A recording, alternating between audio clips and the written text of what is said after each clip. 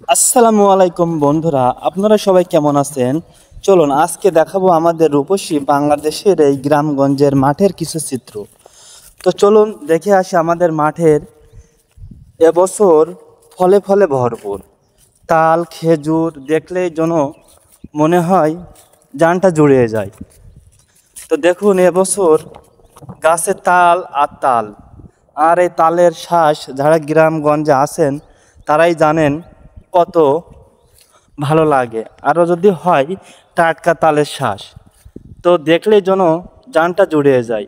দেখুন কি পরিমাণ তালে তালে ভরপুর হয়ে গেছে গাছে। আর বন্ধুরা দেখুন মাঠে কি পরিমাণ খেজুর হয়েছে।